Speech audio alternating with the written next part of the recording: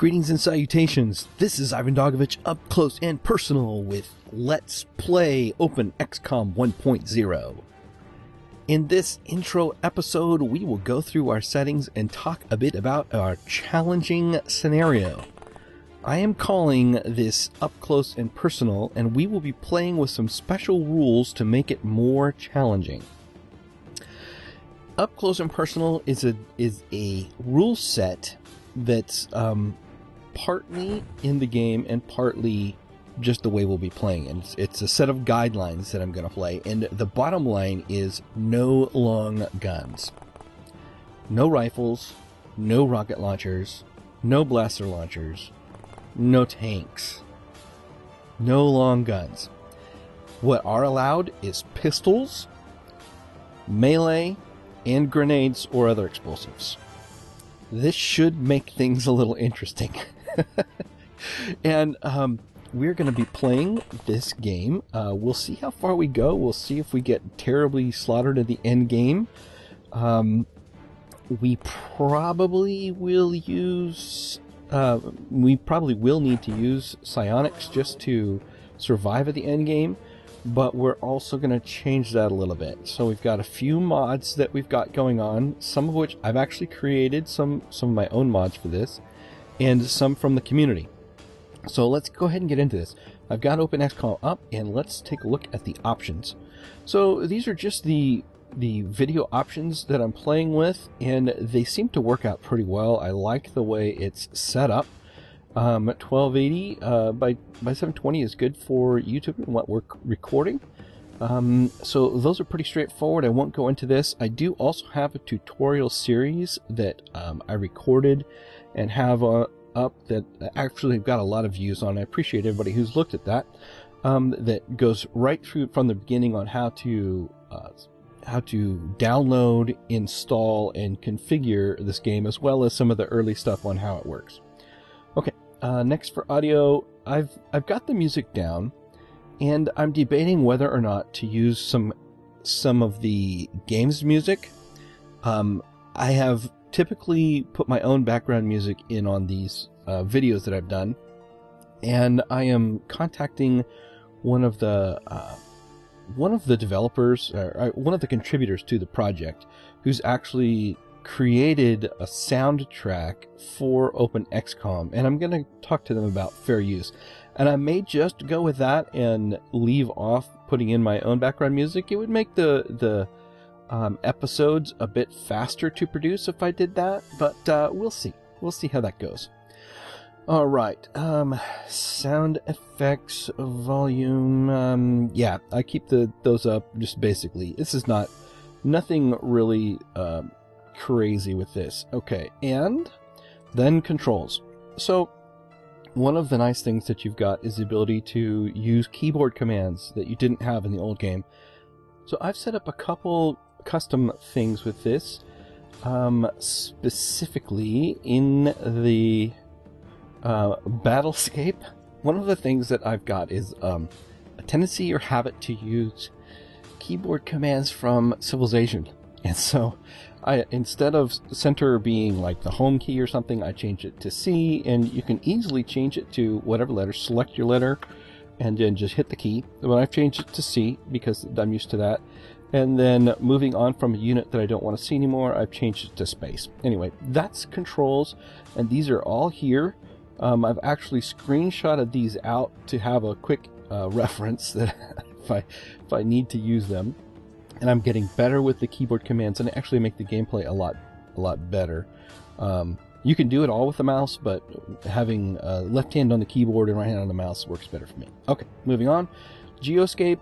My scroll speed's pretty low. Clock speed. This is how fast your clock moves, how fast the globe when you are running, how quick it moves. This is pretty good. You can turn it up or down. I've had it up faster, but this feels about right. I like to speed through the dogfights. They get tedious. I have everything else on here. Countries, radars, and flight paths. I like that. Showing options is really nice. It shows the money right above the clock. And you can see as you're running out of money or making money. All right. battlescape. Scroll speed again here. Player movement, I like to have it a little higher.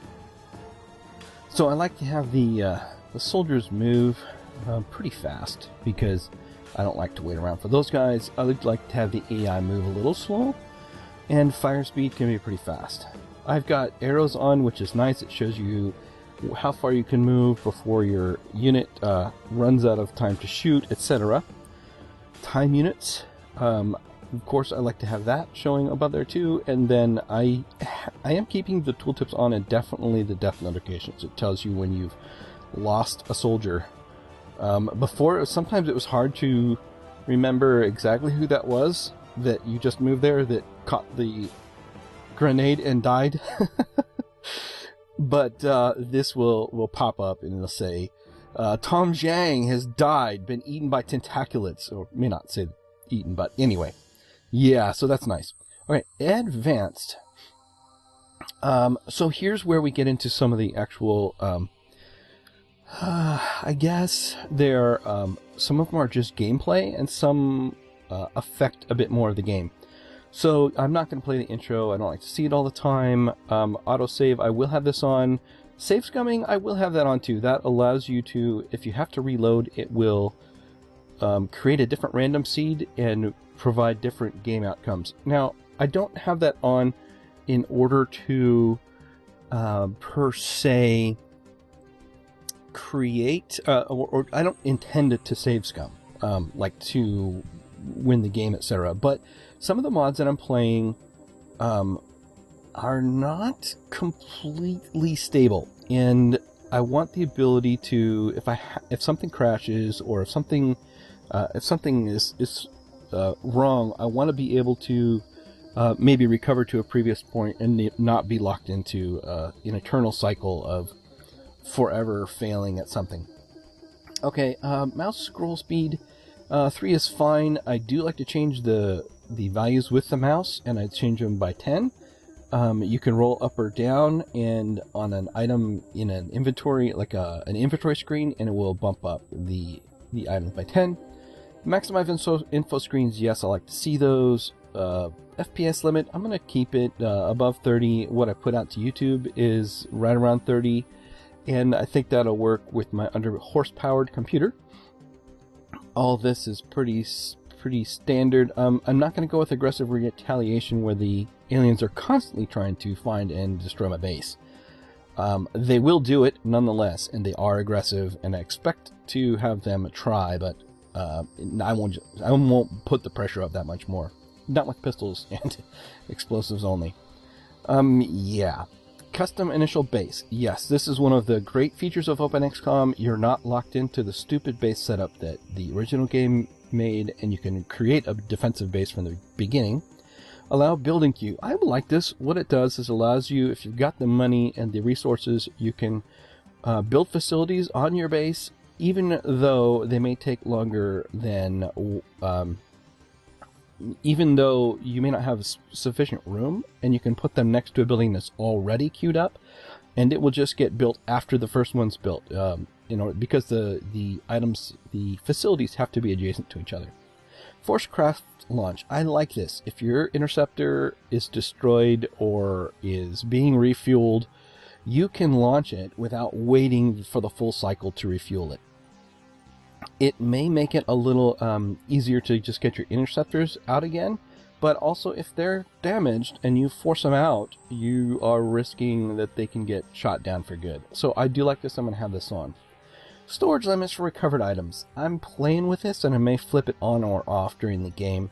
I like it because it kind of shows me right off the top if I am running into storage limit when I've got... I do like it. I'm going to have it on.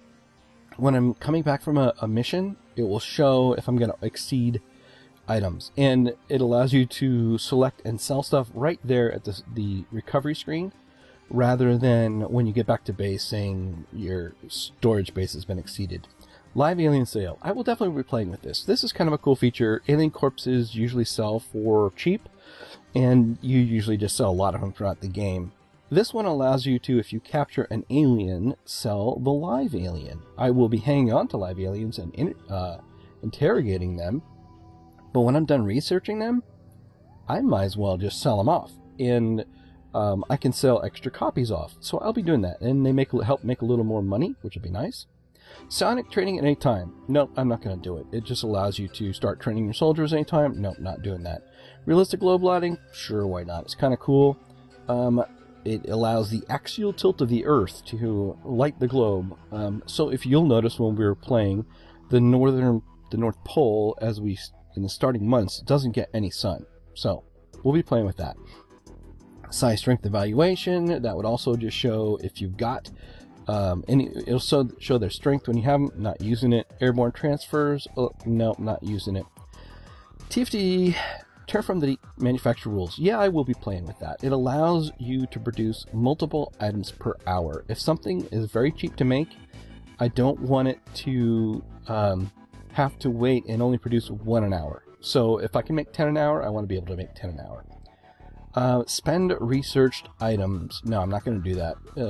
That basically would, if you're researching something, it would consume the item that you're researching. And that is not a default thing for the game, so I'm not going to do that. Field promotions, this is great. Yeah, so we'll do this. Only allow soldiers that were present in the mission site or are eligible. Only the soldiers who went on the mission are eligible for promotion. So yes, I will be using that.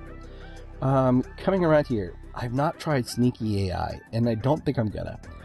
I may try it on some of my own games, but the idea is that the enemy will not just hang out in the open, they will look to be sneaky and hidden. I don't like the bug hunt scenarios we had in Terror from the Deep, so I won't really be playing those.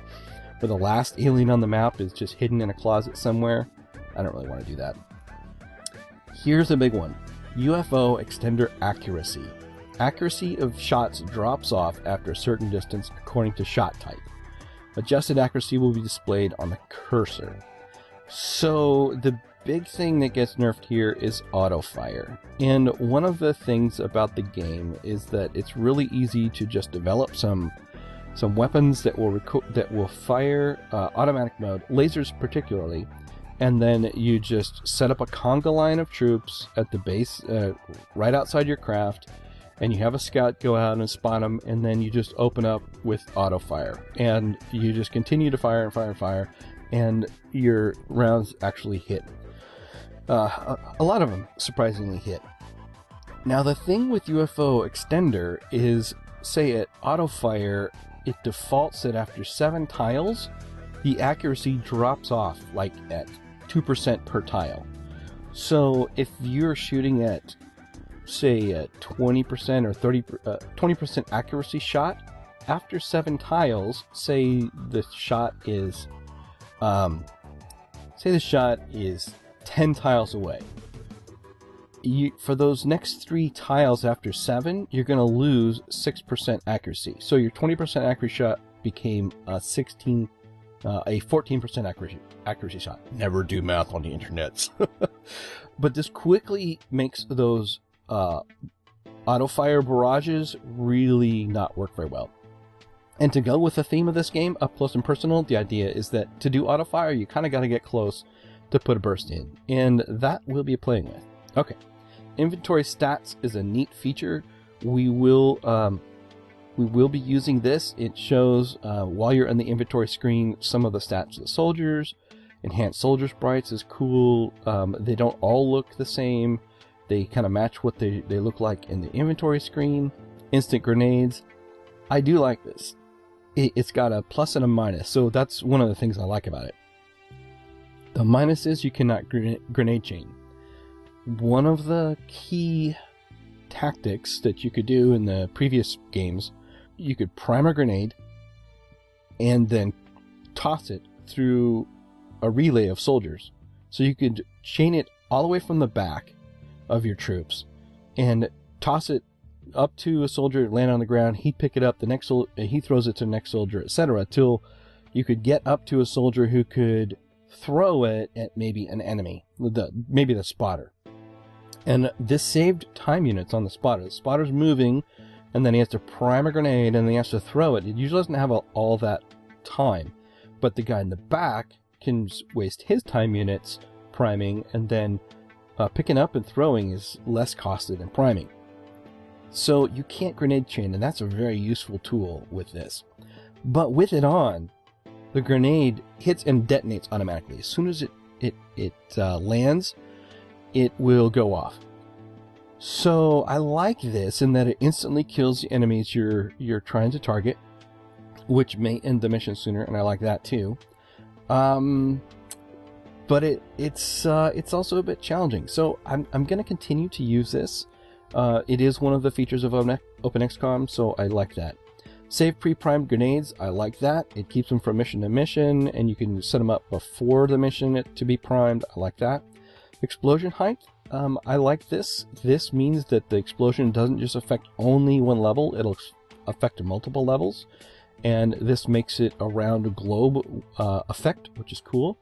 Auto end the battle, for sure. As soon as the last alien is taken out, the battle ends, and you don't spend the next minute or two moving the rest of the guys.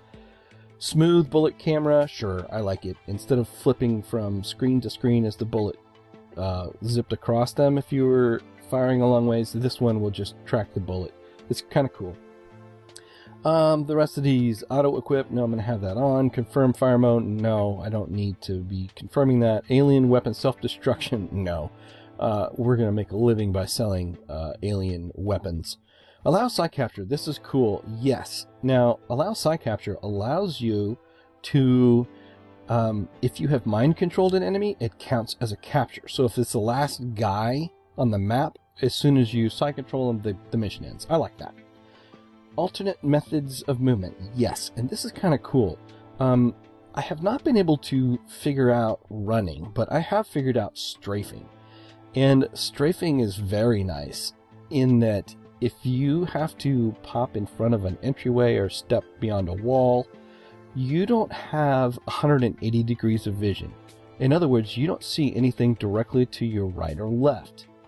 Now, you can, with strafing, just sidestep looking to the side as you go around the wall, and I like this. It costs one more point for movement, but it's very useful and allows you to pop in, look exactly where you want to see, and then if you need to get out of there, you can sidestep. So I will be using that. Override line of fire. This allows you to shoot even though it says your shot is blocked, which is great. Skip next turn screen. Yes, I like this. It allows you the in between the turns to go faster. Terror from the Deep damage formula. I will go with this. I like this mainly because I played Terror from the Deep so much, but I don't like the idea that a shot that hits is only going to do 0%. I like there to be damage every time. 50 to 150 is what the damage will be applied. And that's pretty good for me. I don't also want something up to 200%, just because I don't want the opportunity for, some things, if I hit them, to be insta-killed, just even if I'm shooting with a tiny little weapon and it's got a lot of health. So I'm not doing the standard. I'm going with Terror from Deep. Suppress panic messages for aliens. No, I like to know when they're panicked. And alien bleeding. Yes, let them bleed out. If they're hurt, I want them to eventually die. Alright. Mods. I've got a few mods running, and I'm going to talk a little bit about these. So, aliens pick up weapons. I'm not going to have that on. I might turn it back on. So, what happens here is, if an alien is stunned and he revives, okay, I'm going to turn it on. He has a chance to pick up his weapon again and become a threat. I'm going to keep that on. Commendations. Yeah, I like commendations. Now, this is one of the very custom mods I'm running. What it is, it's actually a customized executable that one of the guys on the forums, his name is Shoes, he's done an awesome job with this, has created that it's alternately Soldier Diaries or Commendations, and it tracks the stats. And we'll see these as we do some gameplay. Basically, experience is tracked throughout the game, especially as soldiers complete missions and as they get kills. And there are also various awards created that are given out depending on the different things they do. So they'll actually have a screen that shows like a set of military ribbons and the commendations they get. I really like this. I will also say I haven't been able to have a completely successful test run with this. I've had a couple times that the game has crashed with commendations. I'm working with the developer to try to identify some of those bugs, but it's good enough that I like it. I'm going to play with it. I don't know that I could play with a completely unmodded version of this if I had a save game and tried to revert to unmodded without commendations. So we'll see. But I do like this, and I will keep this running. High quality sounds. Yeah, probably. I'm not sure. We'll see.